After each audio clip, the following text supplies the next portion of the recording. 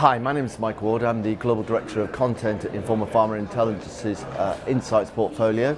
I'm here at the Biotech Showcase, which is a meeting that takes place at the beginning of the year in San Francisco, where biotech companies, pharmaceutical companies and investors all get together to discuss opportunities for deal making and raising finance.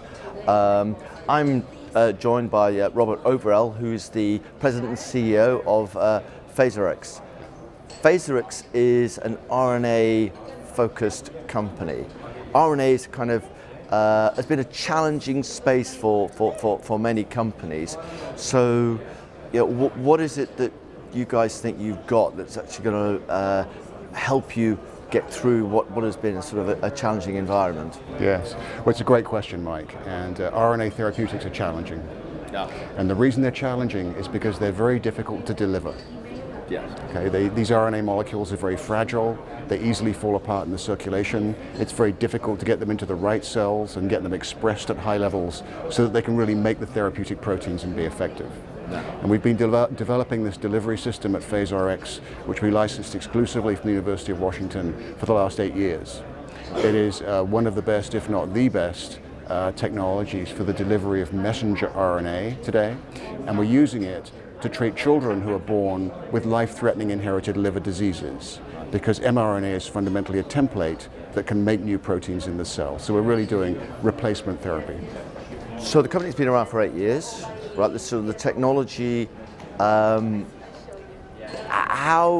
far have you actually taken that technology? I mean, what sort of proof of concept have you achieved so far? Yes. Well, the technology started off with siRNA. It's a different type of RNA, and that really didn't work. Like a lot of biotech companies, we've had our failures along the way, and so we moved over exclusively to work on messenger RNA in 2012. And so since 2012, we've been working on messenger RNA. We have a very nice proof of concept in an exquisite mouse model that's missing exactly the same gene as the humans.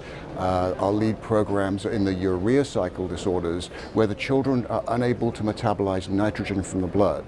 And so ammonia builds up in the blood. It causes cumulative and permanent brain damage in these kids. And we believe we can correct that, again, because of our mouse data. And we now have very nice safety data in non-human primates too. But you mentioned earlier on that the challenges in delivery. So is that what differentiates PhaseRx, this delivery vehicle you've got? It is. So is this therefore a platform that you can use in lots of other disease areas? Yes, and it turns out that conventional enzyme replacement therapy is a $4 billion market today, growing at about 20% a year.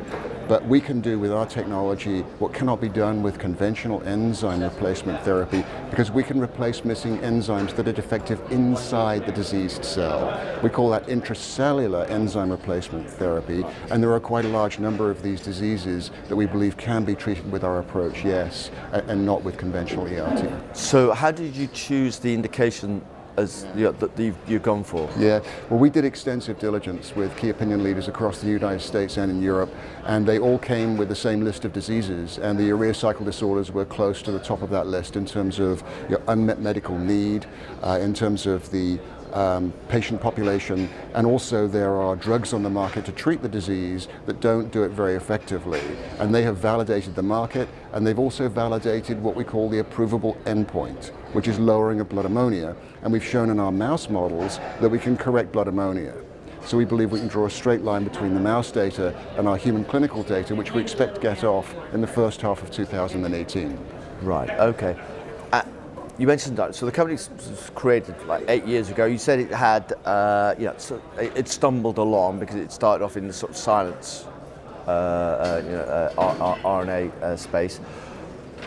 How is the company funded at the moment, and what do you have all the financial resources you need to deliver what you want to do up to 2018? Yes, we do. So we've raised about $70 million to date, a lot of it from venture capitalists. I used to be in the venture business myself, and we went public as a company last May. So we raised $18.5 million in the IPO, and we have $18.6 million in the bank as of the end of Q3 of last year. and we believe between that money and the partnership revenue we expect to get, that'll take us well through 2018 and the clinical endpoints. Right. And do you have partners at the moment, or is this? We do not. Right. We do not. We have very interesting discussions going on at the moment. Right. Yeah. So that was the next question. If you raised money last year, are you here because you're looking for partners? Yeah, so we're having great meetings with prospective partners and with investment banks and with prospective investors. One of the things I'm learning as a public CEO, Mike, is you have to talk to all the investors all the time, even when you're not raising money. Yeah. Where did you list? NASDAQ. Right. Okay. So we're fully listed on NASDAQ. So we look at the technology. You mentioned that ERT, for example, is a 4 billion business.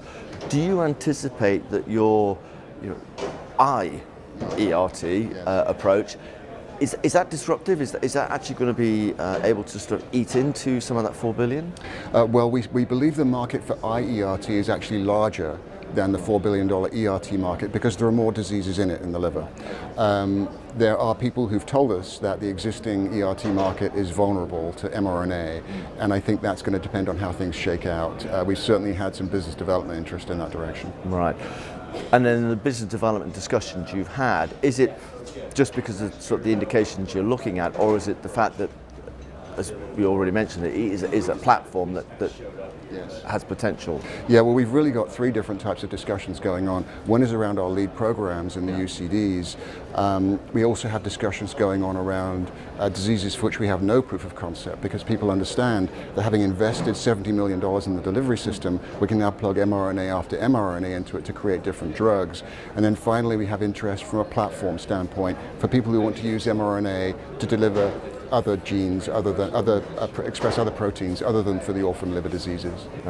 So in the discussion you've had, though, what is the sort of the challenge? I mean, the sort of the pushback. Is there still some sort of proof of concept that you really need to sort of deliver before you know that you're going to be able to secure these deals? I don't think that's so much the issue. I think it's more, as a biotech company, one needs to be doing partnerships with the right partners at the right time for the right strategic and economic value. And so I think that now is good timing, and we've got very good discussions going on. So I don't think there's a need for more data. Right. Well, Robert. Pleasure, Mike. Thank you very much for coming and talk to us. Thank you. Good.